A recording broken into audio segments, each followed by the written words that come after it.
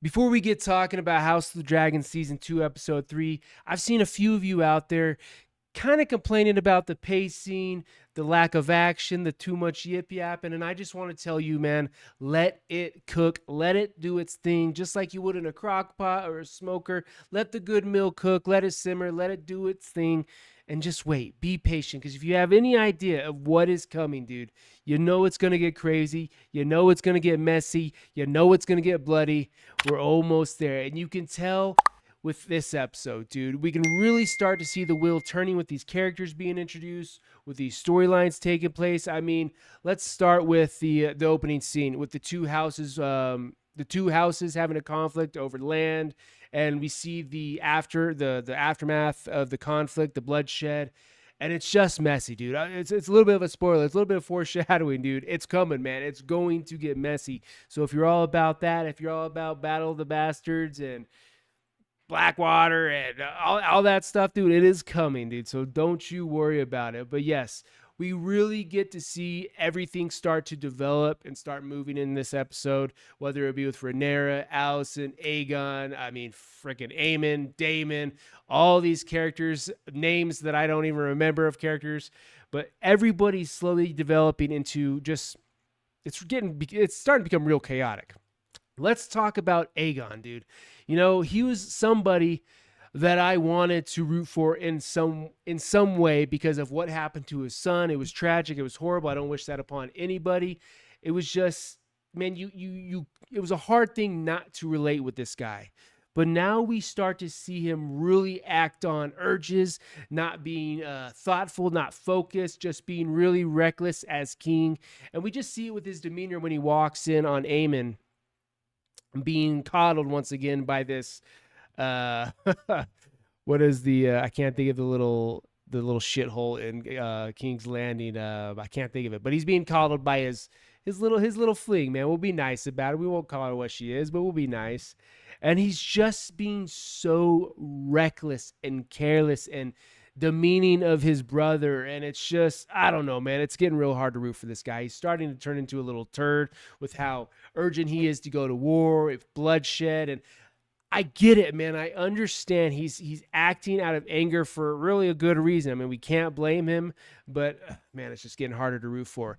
And we were talking about that scene with Aemon, dude. We're starting to see his character be broken down a little bit, getting behind the walls. He's not just this menacing, one-eyed looking guy with a sapphire in his bad eye, just walking around, just being this tough guy. We start to really see like the dude behind the face, or the personality. I don't know what I'm trying to say. We're just starting to see his character being broken down, and I do really think it's fascinating. Rhaenyra, she does a really. I mean, I'm sorry if I didn't say this earlier, but we're getting into spoilers, I guess. But Rhaenyra, we start to see her really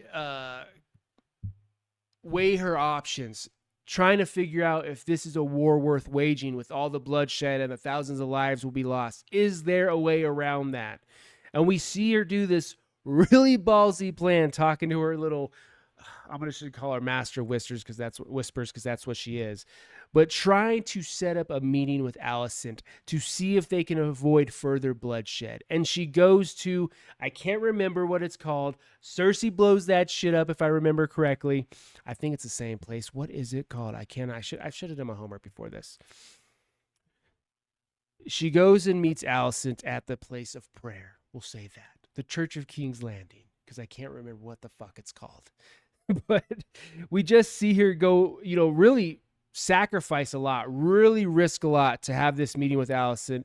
And she comes to find out, they start quarreling back and forth about who Rhaenyra's father wanted to be king. Did she want Rhaenyra to be queen of the King's Landing, the Westeros? Was it Aegon? And then Alicent lets something slip that really means nothing to her, because the whole time she thought he was talking about her son Aegon, his son Aegon, but he's talking about the prince that was promised, Jon Snow. Jon Snow. Anyways, that is enough to let Rhaenyra know that he is talking about the prophecy of Song of Ice and Fire. God, why couldn't Game of Thrones just end good? Why did we have what happened? Fuck, man. Just every time, dude. Every time. My biggest, I might get off. I'm going to get off on a little tangent here. My biggest thing, every time I watch this show, I'm like, dude, I want to watch Game of Thrones. Maybe I can watch season 1. Maybe that'll be enough. I'll get to season 2. I'll get to season 3. I'll get to season 4, and I'll get to season 5. And fuck, I'll even get to season 6.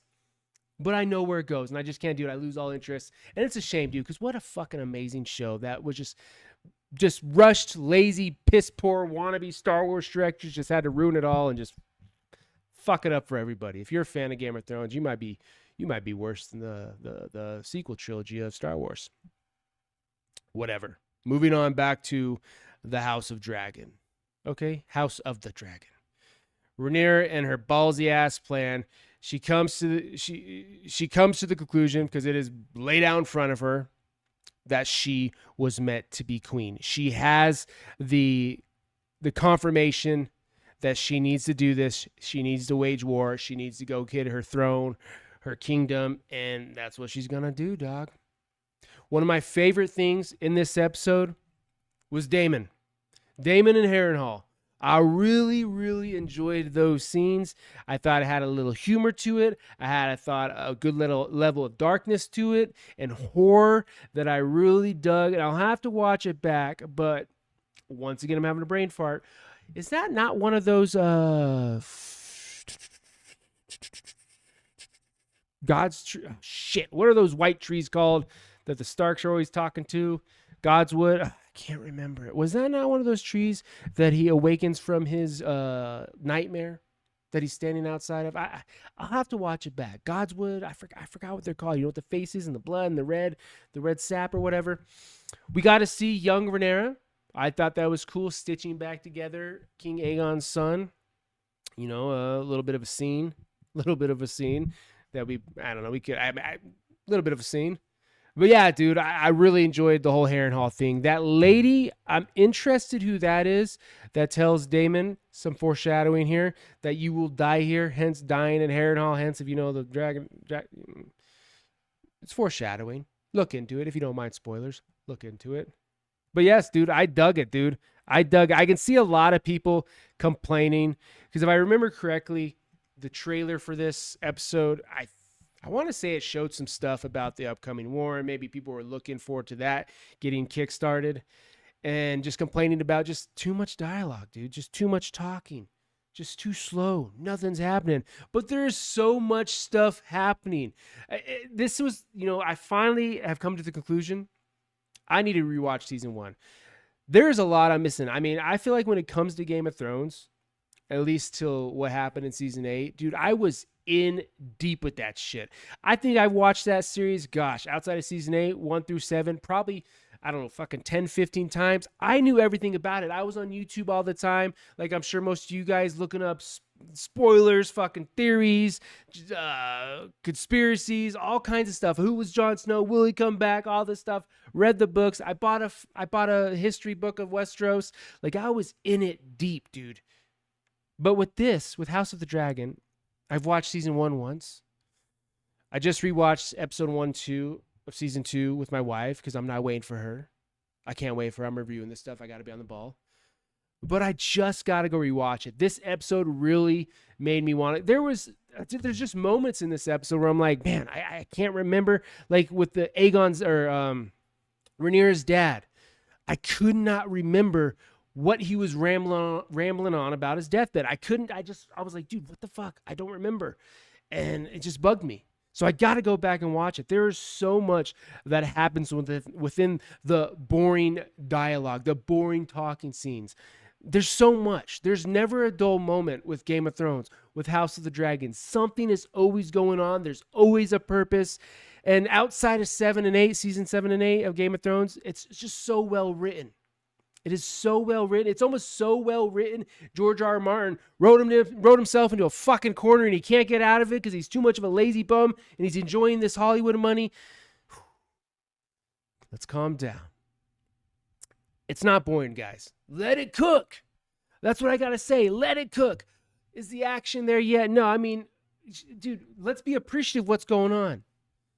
Let's be appreciative of what's going on. I mean, for you action nuts, for you popcorn nuts, What about the dragon scene chasing down Kristen Cole? Isn't that amazing? Isn't the world of Westeros just fucking beautiful? I mean, we could be watching Star Wars The Acolyte right now.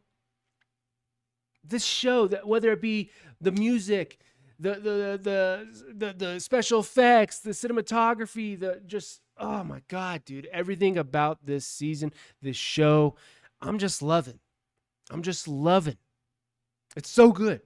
It's so good. I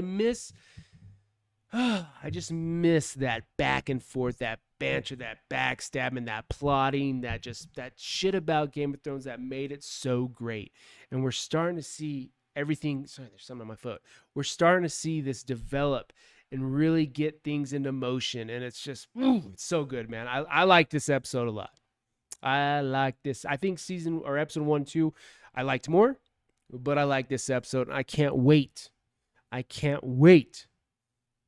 To the episode 4, man. It's gonna be so good. Is this season 10 episodes? That might be a silly question because every goddamn season of Game of Thrones is 10 episodes till it got real bad and lazy. But I'm pretty sure it's 10 episodes. I don't think we're halfway there. Gosh, what's gonna happen? What's gonna happen, man? If you like this video, please leave a like down below. Comment and let me know your thoughts on episode 3 of the House of Dragon. House of the Dragon. Episode 3 of House of the Dragon. Yeah. Let me know your thoughts on it. What did you think about it? Was it for you? Was it not for you? And if you're interested in future content, please subscribe. Deuces.